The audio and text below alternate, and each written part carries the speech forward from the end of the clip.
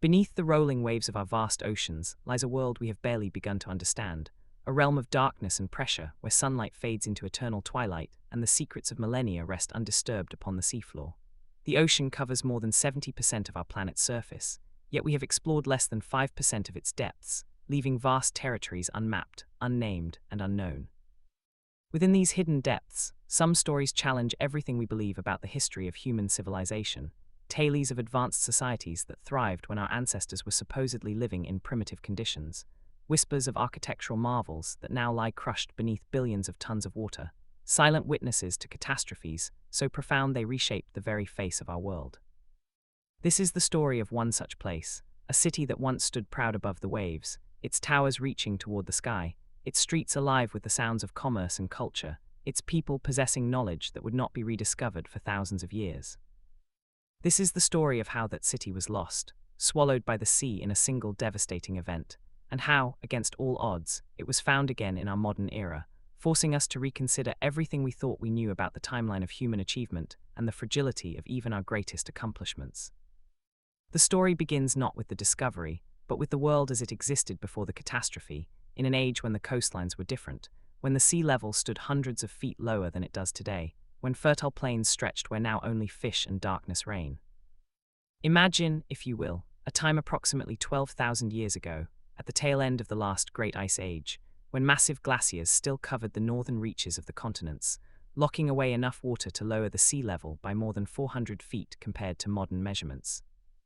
During this period, the geography of our world looked dramatically different from the maps we know today, with vast continental shelves exposed as dry land, creating bridges between landmasses that are now separated by wide stretches of ocean, and providing fertile coastal plains where human settlements could flourish with access to both terrestrial and marine resources. Along one such exposed shelf, in what we now know as a submerged region of the seabed, a settlement arose that, over centuries, would grow into a sophisticated urban center, a city that emerged from humble beginnings to become a beacon of innovation and culture in its age. The people who built this city were not the primitive hunter-gatherers that mainstream historical narratives often describe for this period, but rather a society that had already mastered agriculture, developed complex social structures, created written language, and achieved remarkable feats of engineering that would not seem out of place in civilizations that supposedly came thousands of years later. The location of their city was chosen with careful consideration of multiple factors. It sat at the mouth of a great river that flowed from highlands far inland, providing fresh water and serving as a transportation route for goods and people. It commanded a natural harbor protected from the worst ocean storms by a curved peninsula of rocky outcroppings, and it offered access to rich fishing grounds while being surrounded by fertile soil perfect for cultivation. The early inhabitants constructed their first permanent buildings using locally quarried stone, developing techniques for cutting, shaping, and fitting blocks with remarkable precision, creating structures that could withstand the elements and serve multiple generations. As the settlement grew, so too did its sophistication, with the development of specialized districts for different activities. Residential quarters with multi-story dwellings that housed extended families, commercial zones where artisans worked and merchants traded, administrative centers where community decisions were made and records were kept, and an impressive waterfront district where boats were built and maintained, where catches were processed and goods were loaded for transport to other settlements along the coast. Over the course of several centuries, this settlement transformed from a modest coastal village into a true urban center, one that attracted people from vast distances who brought with them new ideas, new technologies, and new cultural practices that enriched the life of the city and drove continued innovation and growth. The population swelled to tens of thousands, a remarkable concentration of humanity for that era, requiring sophisticated systems of organization and infrastructure to maintain order and ensure the well-being of all residents. The city's builders created an advanced water management system that included deep wells drilled into the bedrock, aqueducts that brought additional water from springs in the nearby hills, and an ingenious network of channels and drains that carried waste away from residential areas and prevented flooding during the seasonal rains. The architecture evolved to reflect the growing prosperity and ambition of the people, with the construction of monumental buildings that served both practical and symbolic purposes. A great hall where community gatherings were held, its roof supported by massive columns carved with intricate designs depicting the history and values of the society. An astronomical observatory built on the highest point of the city, where scholars tracked the movements of celestial bodies and developed accurate calendars that guided agricultural activities and ritual observances, and a massive granary complex with storage facilities that could hold enough food to feed the population through multiple seasons of scarcity, ensuring stability and security even in difficult times. The city became known throughout the region as a center of learning and craftsmanship, attracting students who came to study with master teachers in subjects ranging from mathematics and astronomy to medicine and metallurgy, and producing goods of such quality that they were traded over vast distances, carried by merchant expeditions that followed coastal routes to other settlements, and returned with exotic materials and stories of distant lands. The prosperity of the city was built not just on trade and agriculture, but on a deep understanding of the natural world and the ability to harness natural forces for human benefit. They developed advanced agricultural techniques that maximized yields while maintaining soil fertility. They created sophisticated boat designs that could navigate both rivers and open ocean, and they studied the patterns of weather and tides with such precision that they could predict conditions months in advance, planning their activities accordingly to minimize risk and maximize opportunity. At its height, the city represented the pinnacle of human achievement for its era, a place where knowledge was valued and preserved, where artistry flourished alongside practical innovation, where people from diverse backgrounds lived together in relative harmony, cooperating to build something greater than any individual could achieve alone.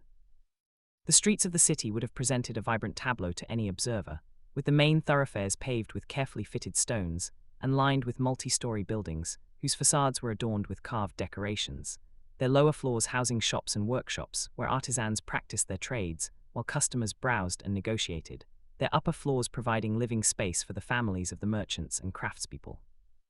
The waterfront area bustled with constant activity as fishing boats returned with their catches, as trading vessels arrived from distant ports and were unloaded by teams of workers who carried goods into warehouses for storage and distribution, as shipwrights labored on new vessels, their hammers ringing against wood and metal, as sailmakers stitched massive sheets of canvas, as rope makers twisted fibers into strong cordage. As all the various specialized workers who supported maritime activity pursued their trades in a choreographed dance of commerce and industry that had been perfected over generations. In the residential quarters, life followed rhythms that mixed work and leisure, duty and celebration, with families gathering for meals, with children playing in courtyards and learning from their elders, with neighbors sharing news and assisting each other with the tasks of daily life in the ways that build strong community bonds. The city's scholars made remarkable advances in multiple fields of knowledge. Mathematicians developed complex calculation systems that allowed for sophisticated engineering and accounting. Astronomers mapped the night sky with impressive accuracy and developed models to explain and predict celestial phenomena. Physicians studied the human body and developed treatments for various ailments, accumulating knowledge through careful observation and documentation. And philosophers contemplated questions of ethics, governance, and the nature of existence, their ideas influencing the laws and customs that guided social behavior. The artistic achievements of the city were equally impressive, with sculptors creating works of stunning beauty and technical skill, with painters developing sophisticated techniques and pigments to create lasting images, with musicians composing complex pieces and developing new instruments to extend the range of sounds they could produce, with poets and storytellers preserving the history and myths of their people in forms that could be passed down through generations.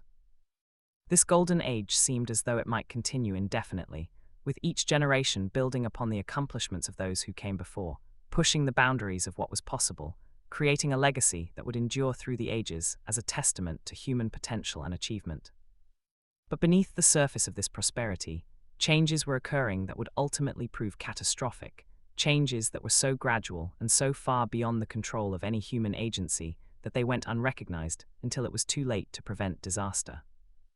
The world was warming, emerging from the depths of the Ice Age into a new climatic regime, and as temperatures rose across the globe, the massive ice sheets that had covered much of the northern continents for tens of thousands of years began to melt, releasing unimaginable quantities of water that flowed into the oceans and caused sea levels to rise inexorably, inch by inch, year by year, century by century. For most of the city's history, this rise had been so gradual as to be imperceptible within a single human lifetime, perhaps a few inches across an entire generation, easily accommodated by minor adjustments to port facilities and waterfront structures, nothing that seemed to threaten the fundamental viability of the settlement.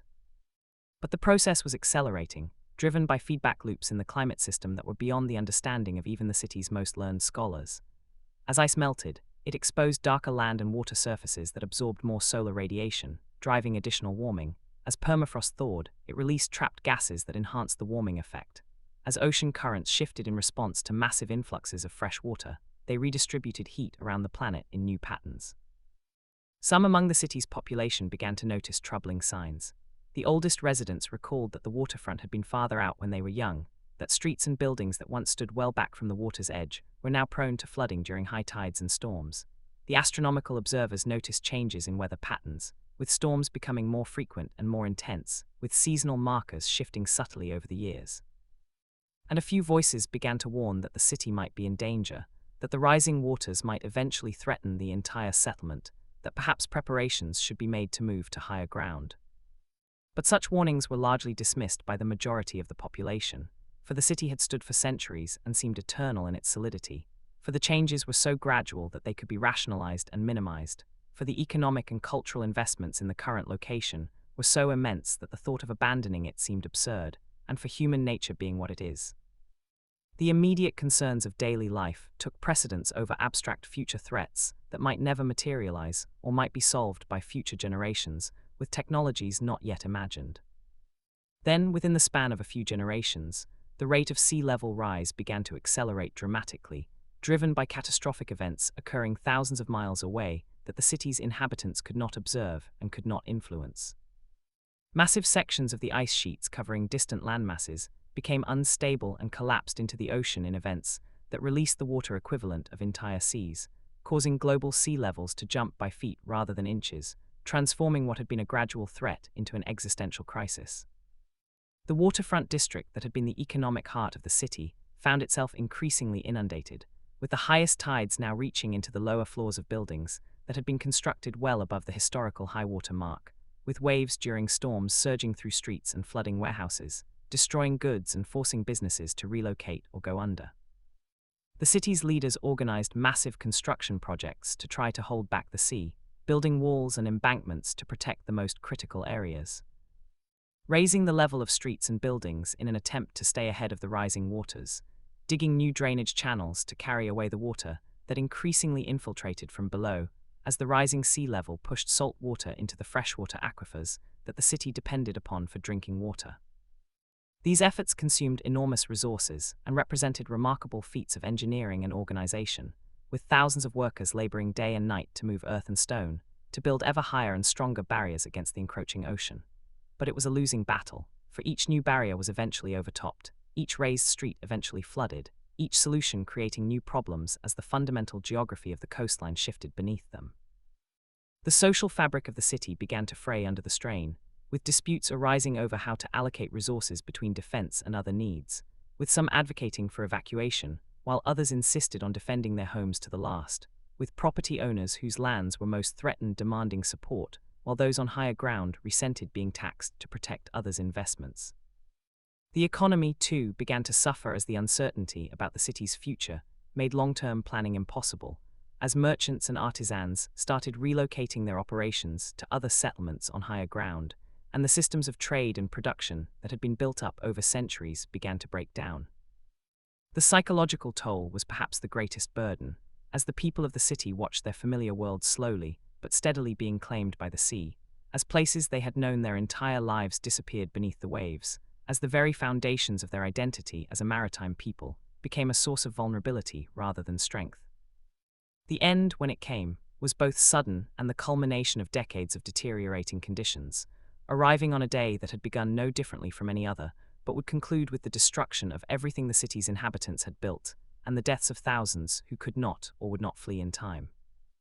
The factors that converged on that fateful day had been building for some time. A major storm system had developed far out at sea and was moving toward the coast, its winds whipping the ocean into towering waves. The timing coincided with the highest tides of the year, when the gravitational pull of both sun and moon aligned to pull the ocean waters to their maximum extent. And unknown to anyone at the time, deep beneath the ocean floor, geological stresses that had been accumulating for centuries were about to release in a massive submarine earthquake that would trigger something even more devastating. The morning had dawned grey and threatening, with the wind already building and the barometric pressure dropping as the storm approached, and the city's most experienced sea watchers knew that they were facing a dangerous situation, though even they could not anticipate the full magnitude of what was to come. Warnings were issued for residents to secure their property and move to higher ground if possible, and some heeded these warnings, gathering their most precious possessions and their families and making their way inland, while others stayed behind, whether from attachment to their homes, from disbelief that the danger was truly severe, from inability to leave due to age or infirmity, or from determination to protect their property against looters and storm damage. By midday, the storm had arrived in full force, with winds strong enough to tear loose anything not firmly secured, with rain falling in dense sheets that reduced visibility to mere feet, with the sea already risen far above normal high tide levels, and surging through the lower districts of the city in waves that carried debris and turned familiar streets into raging torrents. The barriers and seawalls that had been constructed to protect the city, impressive though they were, proved inadequate against the combined assault of wind, wave, and elevated sea level, and as the afternoon wore on, reports began reaching the high ground that sections of the wall had been breached, that entire neighborhoods were underwater, that buildings were collapsing under the force of the waves. Then, late in the afternoon, the earthquake struck, its epicenter located beneath the seafloor some distance from the coast, releasing energy equivalent to hundreds of the most powerful explosive devices ever created by modern humanity, fracturing the rock beneath the ocean and suddenly displacing an enormous volume of water. The earthquake itself lasted less than 2 minutes, but those 2 minutes contained more destruction than the city had experienced in its entire previous history, with buildings that had stood for centuries suddenly cracking and crumbling as the ground shook with an intensity that made standing impossible, as the carefully fitted stones of the city's finest architecture separated and collapsed into rubble, as walls toppled and roofs caved in, as fires broke out where lamps and braziers were overturned, adding the threat of burning to the chaos of the earthquake. But the earthquake was only the beginning, for the displacement of water on the seafloor had created something far more deadly. A tsunami, a wall of water that raced toward the shore at speeds approaching that of the fastest aircraft of the modern era, invisible on the open ocean but growing in height as it approached the shallower waters near the coast, building into a wave of unprecedented size and power. The first sign that something even worse than the earthquake was coming arrived perhaps 15 minutes after the shaking had stopped, when observers on the high ground noticed something strange. The sea was withdrawing, pulling back from the coast, much farther than even the lowest tides, exposing areas of seafloor that had been underwater for as long as anyone could remember, leaving boats and debris sitting on the exposed bottom. Some of those who survived would later recall seeing fish flopping on the suddenly exposed seabed, seeing the wreckage of older structures that had been submerged in earlier phases of the sea level rise, and most disturbingly, seeing people emerging from the damaged buildings in the waterfront areas, perhaps believing that the worst was over, perhaps trying to rescue others or salvage possessions. Unaware that this withdrawal of the sea was not a reprieve, but rather the ocean drawing back like a great beast preparing to strike. Those who understood what the retreating water meant screamed warnings to run, to get to higher ground, but their voices were lost in the wind and confusion, and in any case there was not enough time, for within minutes the tsunami arrived, not as a single breaking wave like those that wash onto beaches during normal conditions, but as a rapid rise of the entire ocean level.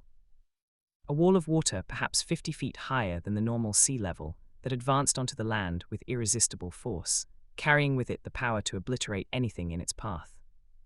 The tsunami struck the remains of the waterfront district first, demolishing what the earthquake had weakened, scouring the area down to bedrock, lifting enormous stone blocks that weighed many tons and carrying them inland like leaves in a stream, picking up debris and turning it into battering rams that smashed into structures farther from the shore. The wave continued inland, surging through the city with a roar that survivors would remember for the rest of their lives, filling streets and buildings, rising higher and higher, carrying away people and animals and possessions, destroying in seconds what had taken generations to build. Those who had sought refuge in the upper floors of the sturdiest buildings found themselves trapped as the water rose around them, while those who had made it to the high ground watched in horror as their city disappeared beneath a churning mass of water and debris, as the screams of the dying were swallowed by the roar of the deluge. The tsunami reached its maximum inland extent perhaps 20 minutes after first making landfall, having penetrated more than a mile beyond the city's original waterfront, leaving only the highest elevations above water, and then it began to withdraw, draining back toward the ocean almost as quickly as it had arrived, carrying with it an unimaginable quantity of debris. The remains of buildings, the splintered hulls of boats, the bodies of the dead, the shattered remnants of everything that had made the city what it was. As the water receded, it revealed a landscape transformed beyond recognition, with the entire waterfront district and much of the lower city simply gone, scoured away down to bedrock or buried under layers of debris, with even the higher ground stripped of most structures and covered in a chaotic jumble of wreckage in which nothing remained where it had been. The survivors who emerged from their refuges on the high ground or who had fled inland before the catastrophe struck faced a scene of absolute devastation, and in the immediate aftermath, the challenges were simply those of survival. Finding other survivors, treating the injured with whatever resources were available, finding sources of fresh water since the city's water system had been destroyed and the wells contaminated with salt water, and organizing some form of shelter against the elements. The death toll was catastrophic, with perhaps half or more of the city's population killed either in the earthquake, in the tsunami, or in the chaotic hours that followed as the injured succumbed to their wounds, and as others died from exposure or from drinking contaminated water. In the days and weeks that followed, the survivors faced the agonizing question of what to do next, whether to attempt to rebuild on the site of their destroyed city or to abandon it entirely and seek new homes elsewhere. Some argued passionately for rebuilding, for honoring those who had died by restoring what had been lost, for refusing to let the disaster erase the centuries of history and culture that the city represented. But the practical challenges were immense. The infrastructure that had made urban life possible was destroyed. The economic basis of the city as a trading center was gone now that the port facilities were obliterated. The sea level had risen even higher during the tsunami and showed no signs of receding, and the survivors lacked the resources and manpower to undertake such a massive reconstruction effort. Moreover, many survivors were traumatized by what they had experienced and could not bear the thought of remaining in a place associated with such horror, especially with the fear that another earthquake and tsunami might strike at any time.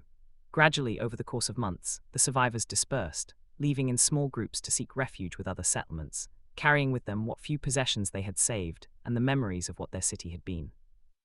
A few diehards remained for a time, living in crude shelters built from the debris, trying to salvage what they could of their former lives, but eventually even these last holdouts accepted the reality that the city was finished and departed, leaving behind only ruins. With no one remaining to maintain them, the ruins of the city began their slow transformation from a monument to human ambition into a gradually disappearing artifact that would eventually be swallowed completely by the rising sea.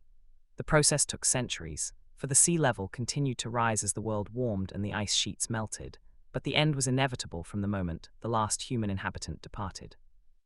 At first, only the lowest-lying areas remained permanently underwater, with the higher ground still exposed but increasingly subject to flooding during storms and high tides. The remaining structures weathered by wind and rain, colonized by plants whose roots slowly broke apart the stonework, visited occasionally by people from other settlements who came to salvage materials, or who simply came to gaze upon the ruins and reflect on the impermanence of human works. As decades turned into centuries and the sea level continued its relentless rise, more and more of the site disappeared beneath the waves, with the water advancing so gradually that anyone returning after an absence of years would notice the difference, would see that the landmarks they remembered were now submerged, that the sea had claimed another portion of what remained. The marine environment began to transform the ruins, with algae and other organisms coating the exposed surfaces, with fish making homes in the spaces between fallen stones, with currents gradually shifting debris and depositing sediment over what had once been streets and buildings, slowly burying the evidence of the city's existence. Eventually, the sea level stabilized at roughly its current position, having risen more than 400 feet from its level during the Ice Age, and the site of the city now lay beneath hundreds of feet of water, far enough below the surface that even the effects of surface storms were muted, the ruins resting in relative peace in a twilight world where sunlight could barely penetrate, and where the only movements were the slow currents and the passing of marine life. Over the millennia that followed, the site was gradually buried under layers of sediment carried by ocean currents and settling from the water column, with sand and silt covering the remains of structures, preserving them in an oxygen-poor environment where decay proceeded very slowly, creating a time capsule that would protect the evidence of the city's existence even as the world above continued to change and evolve. The people who had once lived there were forgotten. Their descendants dispersed among other settlements, where their stories were gradually absorbed into the general body of legends and myths, transformed over generations of retelling until the specific details were lost, and only vague memories remained of a golden age and a catastrophic flood that had destroyed an ancient civilization, stories that were dismissed by later generations as mere fantasy. As the inventions of primitive minds trying to explain the world without the benefit of scientific understanding. As thousands of years passed, the world above the submerged city changed almost beyond recognition, with the rise and fall of numerous other civilizations, with the development of agriculture and writing and technology, with great empires spreading across continents, and then collapsing into ruin, with languages arising and dying, with religions and philosophies emerging and competing for the hearts and minds of humanity. With wars and migrations and innovations, reshaping societies again and again in an ever-accelerating cycle of change. The people of later eras did not know the submerged city or the civilization that had built it, for all records had been lost, all material evidence lay hidden beneath the ocean, and the oral traditions that preserved fragments of the story had been so distorted over generations of retelling that they bore little resemblance to the historical reality. The mainstream understanding of human history, as it developed in the modern era through the work of archaeologists and historians studying the evidence available to them on land, concluded that large-scale urban civilization had emerged only within the last 5,000 or 6,000 years, that earlier humans had lived in small, scattered groups of hunter-gatherers, without the social organization or technological sophistication necessary to build cities or create complex cultures. That the timeline of human achievement was one of steady but gradual progress from primitive origins to modern complexity. This understanding was based on the best available evidence and represented a genuine attempt to understand the past through careful study and scientific method, but it suffered from a fundamental limitation. It could only account for evidence that had been preserved and was accessible for study, and it failed to consider the possibility that significant portions of human history might have been lost, that earlier civilizations might have flourished in areas that were now underwater or otherwise inaccessible, that the narrative of constant progress from simple to complex might be an oversimplification that missed episodes of advanced development followed by catastrophic collapse and the loss of knowledge.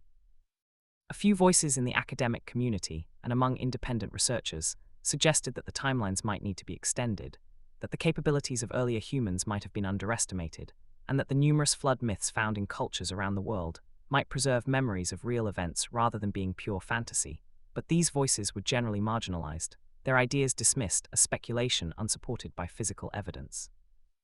Meanwhile, beneath the waves, the ruins of the city waited in silence, perfectly preserved in their tomb of sediment, unknowing and uncaring about the debates occurring in the world above, simply existing as they had for millennia, a testament to the achievements and ultimate vulnerability of the people who had built them. The situation began to change only in the most recent era of human history, as technology developed to the point where serious exploration of the ocean depths became possible, where humans could finally begin to investigate the vast underwater territories that covered most of the planet's surface, but had remained essentially unknown since the emergence of our species.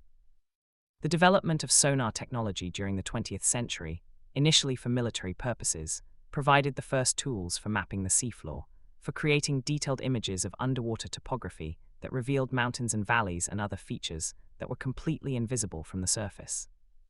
Early sonar surveys focused primarily on deep ocean basins and areas of military significance, but gradually the technology became available for broader scientific research, and oceanographers began to conduct systematic mapping of continental shelves and coastal areas, regions that had been above water during the Ice Age and that might harbor evidence of past human activity. These surveys began to reveal surprising features: geometric patterns on the seafloor that seemed too regular to be natural formations, anomalies that suggested the presence of human-made structures, and concentrations of materials with acoustic properties different from the surrounding seabed. Most of these anomalies could be explained as natural geological features or as recent shipwrecks or other modern debris, but some resisted easy explanation and attracted the attention of researchers who specialized in underwater archaeology, a relatively new field that combined the methods of traditional archaeology with the technologies necessary to work in the ocean environment. The development of submersible vehicles, both manned and unmanned, provided even more powerful tools for investigation, allowing researchers to not just map the seafloor from the surface but to actually travel to the depths, to observe features directly with cameras and other sensors, and to collect samples for analysis. Remote-operated vehicles equipped with high-definition cameras, manipulator arms, and sensitive scientific instruments became invaluable tools for exploring sites that were too deep or too dangerous for human divers, allowing researchers to spend hours or days examining a site without the time limitations imposed by human physiology and the need to return to the surface. It was using such technology that researchers first obtained concrete evidence that the anomalies in one particular area of the continental shelf were not natural formations, but were indeed the ruins of ancient structures, a discovery that would eventually lead to the rediscovery of the lost city and would challenge fundamental assumptions about the history of human civilization.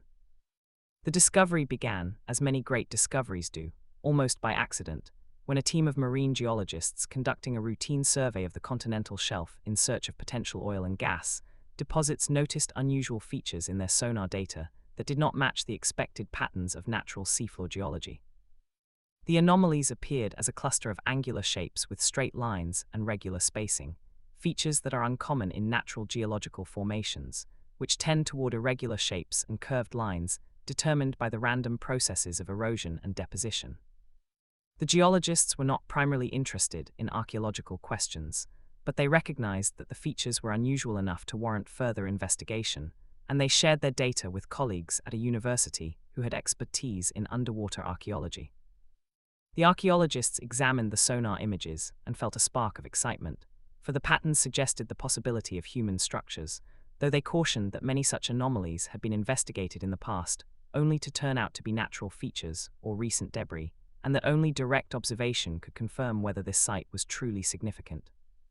It took several years to organize and fund an expedition to investigate the site directly, for underwater archaeology is an expensive endeavor requiring specialized ships, submersibles, and equipment, as well as teams of researchers with diverse expertise in archaeology, marine geology, conservation, and numerous other fields. Finally, after securing the necessary funding and assembling the required team and equipment, the expedition set out to investigate the site, traveling to the coordinates where the anomalies had been detected and deploying a remotely operated vehicle equipped with high-definition cameras and scanning equipment to explore the seafloor. The first descent of the submersible to the site provided images that exceeded the researchers' most optimistic hopes, for the cameras revealed not random debris or ambiguous geological features, but clearly artificial structures.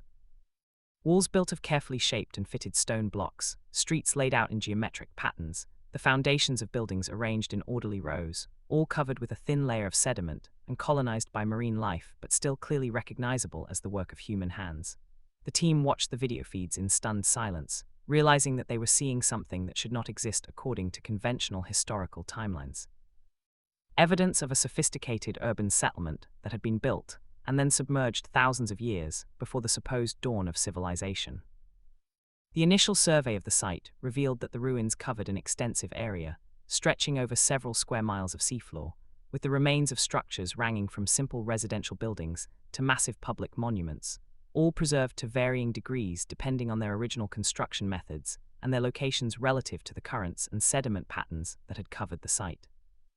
The research team recognized immediately that they had made a discovery of profound importance, but they also knew that they faced enormous challenges in studying and documenting the site, for underwater archaeology presents difficulties that do not exist in terrestrial archaeology. The need to work through remote vehicles or in diving equipment that limits mobility in time, the effects of currents and limited visibility that make careful excavation and documentation difficult, the complications of preserving artifacts once they are removed from the water where they have been stabilized for millennia, and the sheer expense of mounting expeditions to deep underwater sites. Despite these challenges, the team was determined to conduct a thorough investigation of the site, and over the course of several years, they conducted multiple expeditions, gradually mapping the extent of the ruins, identifying major features and structures, collecting samples for dating and analysis, and slowly piecing together an understanding of what the city had been and what had happened to it. The dating of materials from the site using various scientific methods, including radiocarbon analysis of organic materials and other techniques, confirmed that the city had been occupied approximately 12,000 years ago, during the final phases of the last ice age, and that it had been abruptly abandoned around the time of the major sea level rise and geological upheavals that marked the transition from the ice age to the current interglacial period. The sophistication of the architecture and urban planning became more apparent as the investigation progressed, with the discovery of complex structures whose construction required advanced mathematical and engineering knowledge, of a sophisticated water management system including wells and channels, of evidence for specialized districts and economic activities, and of artistic works including sculptures and decorative elements that demonstrated a high level of cultural development. Artifacts recovered from the site included tools made from stone, metal, and other materials, some of which showed wear patterns indicating they had been used for specialized purposes, pottery vessels with decorative designs that suggested both practical and ceremonial functions, ornamental objects including jewelry made from shells, stones, and metals, and most intriguingly, several objects that appeared to be writing implements or records. though the symbols inscribed on them remained undeciphered and their true purpose uncertain. As more evidence accumulated from the site, the researchers began to reconstruct the story of the city and its people, piecing together details from the physical remains and from the patterns visible in how the site had been destroyed and abandoned. The evidence suggested a thriving urban center that had existed for centuries, with a population numbering in the tens of thousands, an economy based on agriculture, fishing, and maritime trade, and a society with sufficient social organization and technological capability to undertake major construction projects and to maintain complex systems of infrastructure. The city appeared to have been abandoned suddenly rather than gradually, with buildings left in a state that suggested their occupants had fled in haste, with artifacts found in positions suggesting normal daily activities that were interrupted rather than deliberately packed away and stored, with no evidence of the gradual decline and orderly abandonment that typically characterized cities whose populations left by choice rather than under duress. The physical evidence of the destruction matched the scenario that researchers had hypothesized. Damage patterns consistent with a major earthquake, including collapsed walls and roofs, cracked foundations, and structural failures that could only have been caused by violent ground shaking, and evidence of massive water inundation in the form of sediment deposits containing marine materials laid down suddenly across the site, debris that had been carried from the waterfront area and deposited far inland, and marine organisms whose remains were found in layers that could only have been deposited by a tsunami or similar catastrophic flooding event. The researchers determined that the city had been built on what was then coastal land during a period of lower sea level, that it had gradually been threatened by rising seas over several generations, that attempts had been made to protect it through the construction of barriers and other defensive measures, and that it had finally been destroyed in a catastrophic event that combined an earthquake, a tsunami, and the general rise in sea level that was occurring as the Ice Age ended. The evidence also suggested that while many inhabitants died in the disaster, some survived and fled inland, for there was no evidence of any attempt to rebuild or to recover materials from the ruins in the immediate aftermath, suggesting that survivors chose to abandon the site entirely rather than attempting to salvage what remained. The discovery of the submerged city forced a fundamental reconsideration of the timeline of human cultural development and raised challenging questions about how much of human history might have been lost to rising seas or other catastrophes that destroyed evidence of earlier civilizations. If a sophisticated urban center had existed 12,000 years ago, thousands of years before the earliest cities known from the traditional archaeological record, then clearly the conventional narrative of human progress was incomplete and potentially misleading in significant ways. The implications extended far beyond this single site, for if one advanced settlement had been submerged and lost to history, how many others might share the same fate, their remains lying beneath the waves waiting to be discovered, each one potentially rewriting another chapter of the human story. The researchers who studied the site published their findings in academic journals, presenting the evidence carefully and acknowledging the uncertainties that remained, but making a compelling case that the ruins represented a genuine example of advanced culture from a period much earlier than previously thought possible. The response from the broader academic community was mixed, with some researchers embracing the findings as confirmation of theories that had long suggested earlier dates for the development of complex societies, while others remained skeptical, questioning the interpretation of the evidence and arguing that extraordinary claims required extraordinary proof. The debate that ensued was passionate and sometimes contentious, but it was also productive, for it forced archaeologists and historians to reconsider their assumptions about the capabilities of ancient humans and about the preservation biases that shaped the archaeological record. The site became a focal point for continued research, with subsequent expeditions uncovering additional details and expanding the area that had been surveyed and documented, with each new season of work adding pieces to the puzzle and gradually filling in the picture of what the city had been and how its people had lived. Other underwater sites around the world received renewed attention, with researchers wondering whether anomalies that had been dismissed or overlooked might actually represent similar submerged settlements, and several promising candidates were identified for future investigation, suggesting that the rediscovery of the lost city might be just the beginning of a new era of discoveries that would transform our understanding of human prehistory. Beyond the academic debates and the questions of chronology and cultural development, the discovery of the city also prompted reflection on the human dimension of the story, on the lives of the people who had built the city and who had perished in its destruction, or who had survived to carry memories of the catastrophe into an uncertain future. These were real human beings with the same range of emotions, hopes, fears, and capabilities as people of any era, individuals who had lived full lives in the context of their society, who had loved and struggled and dreamed and worked and celebrated and mourned, just as humans have always done. The archaeologists working on the site sometimes spoke of feeling a connection across the millennia to the people whose artifacts they studied, of imagining the hands that had shaped a particular tool or vessel, of wondering about the person who had worn a piece of jewelry or who had lived in the remains of a particular house, of trying to see through the physical evidence to the human experiences that it represented. The catastrophe that destroyed the city had played out on a personal level for each individual who experienced it, with thousands of individual tragedies as people made split-second decisions about whether to flee or stay, as families were separated in the chaos, as some survived through luck or preparation, while others perished despite their best efforts. As the survivors faced the trauma of loss and the challenge of rebuilding their lives in new places without the support systems and familiar contexts that had defined their existence. The children who survived would have carried memories of the disaster throughout their lives, would have told the stories to their own children and grandchildren, beginning the process by which the event was transformed from experienced reality into narrative and eventually into myth.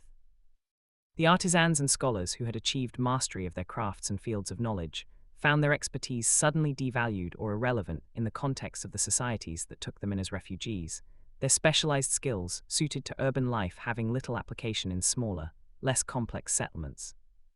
The elderly who had chosen to remain in the city despite warnings, preferring to face death in familiar surroundings rather than flee to uncertain futures elsewhere, made their choices with full knowledge of what they were risking, asserting their autonomy and their attachment to place even at the cost of their lives. Each of these individual stories, multiplied by thousands, collectively constituted the human reality of the disaster, a reality that was as important as the physical destruction of buildings and infrastructure, for cities are ultimately not just collections of structures, but communities of people whose relationships and shared experiences and accumulated knowledge give meaning and purpose to the physical spaces they inhabit. The story of the lost city offers profound lessons for modern civilization, lessons about the fragility of even our greatest achievements in the face of natural forces and environmental changes beyond our control, about the importance of recognizing and responding to long-term threats, even when their effects seem distant or abstract, and about how overconfidence in our abilities and investments in existing systems can blind us to approaching dangers. The people of the ancient city had built something remarkable, a society that represented the pinnacle of human achievement for their era, yet in the end, all their accomplishments proved ephemeral, destroyed in a single day, and then gradually erased by the rising sea until all memory of them was lost, and they became at best vague legends dismissed as fantasy by later generations. Modern civilization, for all its technological sophistication and scientific understanding, faces similar challenges, with climate change once again altering the fundamental environmental parameters within which human societies exist, with sea levels rising in response to warming temperatures and melting ice, with coastal cities around the world potentially facing inundation over the coming centuries. And with the same psychological and economic barriers to action that prevented the ancient cities' inhabitants from abandoning their homes when the threat was still manageable rather than catastrophic. The comparison is not exact, for modern societies have capabilities and knowledge that the ancient people lacked, including the ability to measure and predict environmental changes with considerable accuracy, the technological means to undertake massive engineering projects or to relocate populations if necessary, and the global communication systems that allow for coordinated responses to shared challenges. But we also face the same fundamental human tendency to discount future threats in favor of present comforts, to resist changes that require sacrifice or disruption of established patterns, and to assume that we will somehow manage to avoid the worst outcomes through luck or last-minute ingenuity. The ruins beneath the sea stand as a warning that such assumptions can prove tragically mistaken, that civilizations can indeed fall, that the accumulated achievements of centuries can be destroyed in moments, and that future generations may remember us only as dimly as we remember the builders of the lost city, as people who accomplished much but who ultimately could not save themselves from catastrophes they should have seen coming. The investigation of the submerged city continues to this day, with researchers from multiple institutions and various disciplines collaborating to study the site and extract as much information as possible from the ruins before they deteriorate further or become inaccessible due to changing ocean conditions or other factors. Each expedition reveals new details, answers old questions while raising new ones, and gradually adds to the body of knowledge about the city and its people. Recent expeditions have focused on specific areas of interest identified in earlier surveys, including what appears to be a temple or ceremonial center with architectural features suggesting astronomical alignments, residential districts where the organization of space and the distribution of artifacts provide insights into social structure and daily life, and an area near the old waterfront where the remains of boats and maritime equipment offer clues about the technological capabilities and trading networks of the society. Advanced imaging techniques, including photogrammetry, which creates detailed three-dimensional models from photographs, and various scanning technologies that can penetrate the sediment to reveal buried structures without physical excavation, have dramatically enhanced the ability of researchers to document and study the site without disturbing it more than necessary. The development of artificial intelligence systems that can analyze vast quantities of data and identify patterns that human researchers might miss has also proven valuable, with machine learning algorithms helping to process sonar data to identify features of interest, to reconstruct damaged artifacts from fragments, and to search for similarities between symbols found at the site and writing systems from other ancient cultures, though so far the writing remains undeciphered. Conservation of artifacts recovered from the site presents ongoing challenges, for materials that have been in a stable underwater environment for thousands of years often deteriorate rapidly when exposed to air, requiring immediate treatment with consolidants and careful control of temperature and humidity to prevent destruction. Some of the most important artifacts are kept in specially designed tanks that maintain conditions similar to those on the Sufla, while allowing them to be studied and displayed, creating eerie tableaus where fragments of the ancient city exist in a permanent state of underwater suspension. The site itself has been afforded legal protections to prevent unauthorized disturbance and looting, though enforcing such protections in the ocean environment is challenging, given the vastness of the area and the difficulty of monitoring underwater locations. Plans are underway to create a detailed digital archive of all data collected from the site, including high-resolution images, three-dimensional models, research notes, and analysis results, ensuring that even if the physical site is eventually lost to deterioration or other factors, a comprehensive record will survive for future researchers to study and for the public to experience through virtual reality recreations that allow people to explore the ruins as they exist today or as they might have appeared before the catastrophe. The discovery of the submerged city has also prompted renewed investigation of other potential underwater archaeological sites around the world, for the end of the Ice Age and the subsequent rise in sea level affected coastlines globally, and any coastal settlements that existed during that period would have been submerged in the same process that claimed the city we have been discussing. Researchers have identified numerous areas of interest where sonar surveys have revealed anomalies potentially indicating human structures, where geological conditions suggest that the area was above water during the Ice Age and had environmental characteristics favorable for human settlement, or where oral traditions and legends speak of ancient cities or lands that were swallowed by the sea, possibly preserving memories of real places that were lost to rising waters. Some of these sites have been investigated to varying degrees, with a few yielding evidence of human activity, including stone tools, fire hearths, and other traces of occupation, though most have not produced evidence of large-scale settlements comparable to the city that is the focus of our story. The differences in what has been found at various sites reflect the genuine variability that existed among human societies during the late Ice Age, with some groups having developed urban civilizations, while others lived in smaller communities or mobile groups, just as human societies in historical times have ranged from small bands to vast empires existing contemporaneously in different parts of the world.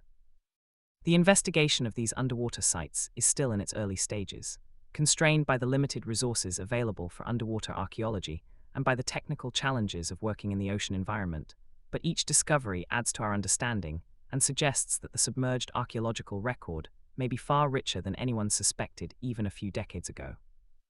The possibility exists that beneath the waves lie not just isolated cities, but entire landscapes of Ice Age human settlement, with networks of communities connected by trade and cultural exchange, with regional variations in culture and technology, and with social developments and historical events that played out over thousands of years, but that left no trace in the terrestrial archaeological record, because the evidence now lies beneath hundreds of feet of water. If this proves to be the case, then the current understanding of human prehistory will require fundamental revision, with the timeline of cultural development extended backward by thousands of years, and with the recognition that complex societies have risen and fallen multiple times in human history, with periods of advancement followed by catastrophic collapses that destroyed accumulated knowledge and forced survivors to rebuild from fragmented foundations, creating cycles of cultural development rather than the simple linear progress that has often been assumed. The story of the lost city prompts philosophical reflection on the nature of memory, the preservation of knowledge, and the impermanence of human achievements in the face of geological timescales and natural forces that dwarf human concerns and operate according to principles indifferent to human welfare or aspirations. The city existed for centuries as a vibrant center of human life and culture, with each generation adding to its physical structures and contributing to its accumulated knowledge and traditions, with individuals living full lives in the context of a society they assumed would continue indefinitely into the future, providing a stable foundation for their children and their children's children. Yet within a few generations of its destruction, the city was forgotten, its people dispersed and absorbed into other populations, its achievements lost, its very existence reduced to vague legends that later cultures dismissed as myth. This pattern of flourishing followed by catastrophe and eventual oblivion has played out repeatedly in human history, with numerous civilizations rising to prominence and then disappearing, sometimes gradually declining, and sometimes being destroyed suddenly by war, disease, environmental change, or natural disaster. Most of these lost civilizations left at least some traces, archaeological remains that allow modern researchers to reconstruct aspects of their history and culture, but how many others have disappeared so completely that we do not even know they existed, their remains destroyed by erosion, buried beyond recovery, or submerged beneath the sea? The discovery of the underwater city provides a partial answer to this question, demonstrating that advanced societies can indeed be lost so completely that they are forgotten for thousands of years, and suggesting that the archaeological record as currently known may represent only a fraction of the actual scope of human cultural achievement across deep time. This realization is humbling, for it suggests that even modern civilization, with all its technology and its systems for recording and preserving information, could potentially be forgotten if catastrophic events destroyed our cities and scattered our populations, if the systems that maintain our accumulated knowledge failed, if future generations found themselves struggling simply to survive rather than preserving the cultural heritage of their ancestors. The digital records that we rely on to preserve information are ultimately as fragile as any other medium, dependent on functioning technology and stable power supplies, and the knowledge to access them, all of which could be lost in the chaos following a major catastrophe. The story of the lost city thus serves as a reminder that preservation of knowledge requires conscious effort and redundancy. That we should not assume that everything we know will automatically be passed to future generations, and that the continuity of civilization is not guaranteed, but requires each generation to actively maintain and transmit the accumulated wisdom and achievements of their ancestors. Despite the sobering lessons about impermanence and the limits of human power in the face of natural forces, the story of the lost city also illustrates the remarkable persistence of human curiosity and the drive to understand our past and our place in the larger story of our species and our planet. The people who discovered the ruins and who continue to study them are driven by the same fundamental human characteristics that motivated the builders of the city thousands of years ago. The desire to create something lasting, the drive to understand the world through observation and reason, the need to connect with others across time and space, and the hope that our efforts and achievements will mean something beyond our individual lives. The underwater archaeologists who spend years studying the site, who endure the discomforts and dangers of working in the ocean environment, who struggle with limited funding and technical challenges and academic skepticism, are motivated not by material rewards, which are minimal, but by the opportunity to expand human knowledge and to recover something of the story of people who lived and struggled and dreamed thousands of years ago. The technologies developed to explore the ocean depths and to study underwater archaeological sites have applications far beyond archaeology, contributing to our understanding of marine environments, to our ability to monitor and respond to environmental changes, and to the development of robotic and artificial intelligence systems that can operate in extreme environments.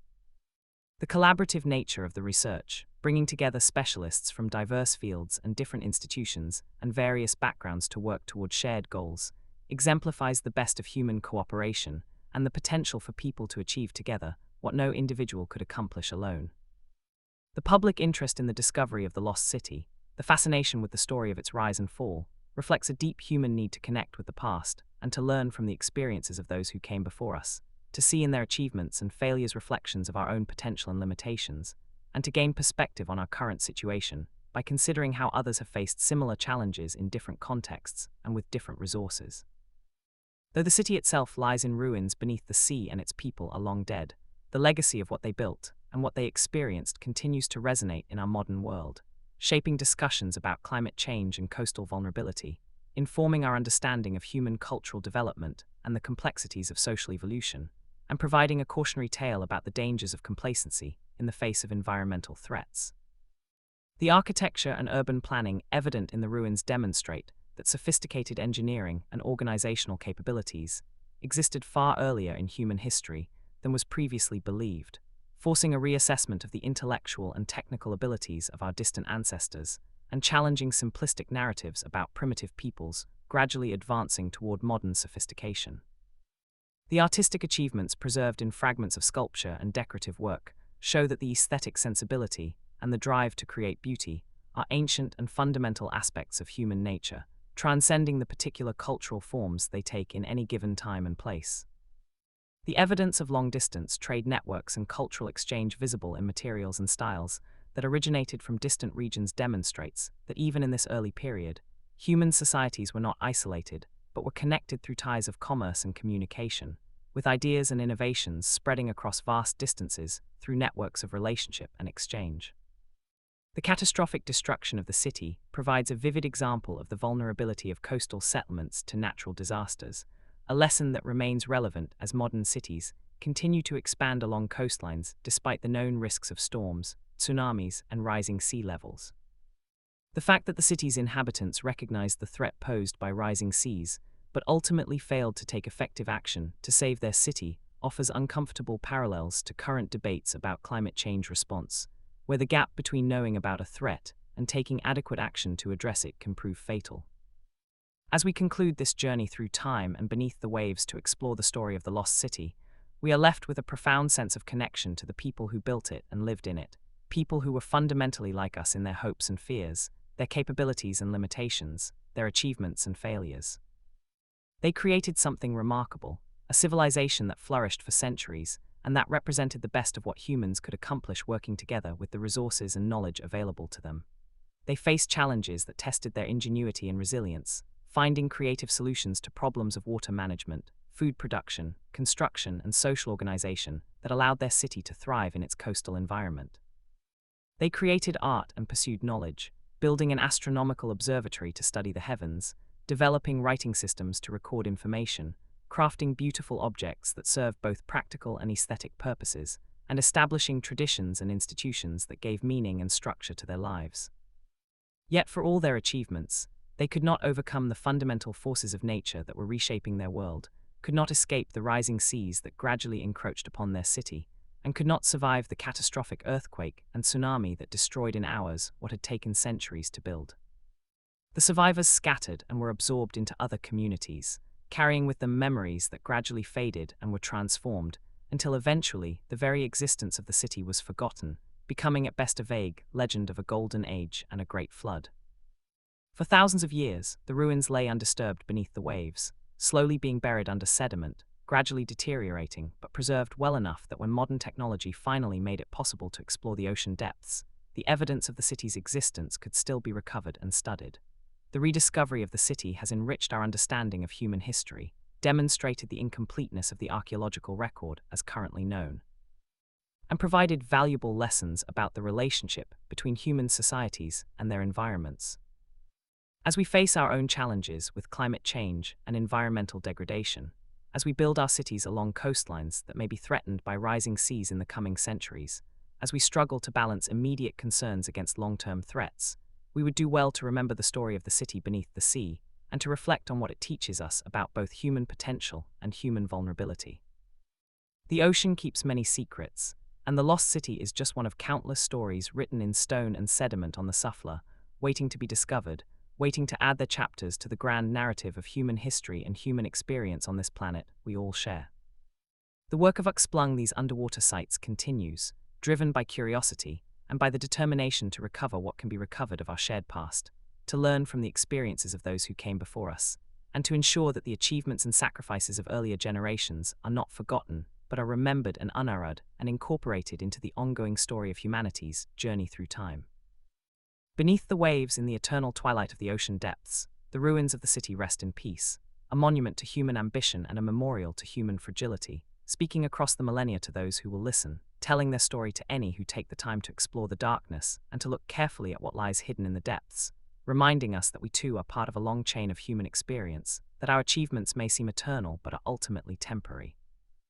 That the works we create will one day crumble and decay, but that the drive to create, to explore, to understand, and to leave something of value for those who come after us is perhaps the most fundamentally human characteristic of all, the quality that links us across vast expanses of time to people who lived in ages so distant that they seem almost mythical, yet who were in the end simply people like ourselves, trying to make sense of the world. Trying to build good lives for themselves and their families, trying to create something that would last, and sometimes succeeding beyond their wildest dreams, and sometimes failing despite their best efforts, but always trying, always striving, always reaching for something greater than mere survival. And in that striving finding meaning and purpose that transcends the individual life and connects to something larger and more enduring than any single person or generation or civilization. This is the legacy of the lost city beneath the sea, not just the physical ruins that lie scattered on the ocean floor, but the story they tell and the lessons they teach and the connections they forge between past and present, between the people who were and the people who are and the people who will be, all part of the ongoing human story that continues to unfold with each passing generation, each adding their own chapters, each facing their own challenges, each leaving their own marks upon the world. For better or worse, until they too pass into history and become, perhaps, a story told in ages yet to come, when future generations look back on us with the same mixture of admiration and pity and curiosity that we feel when we contemplate the ruins of the city beneath the sea.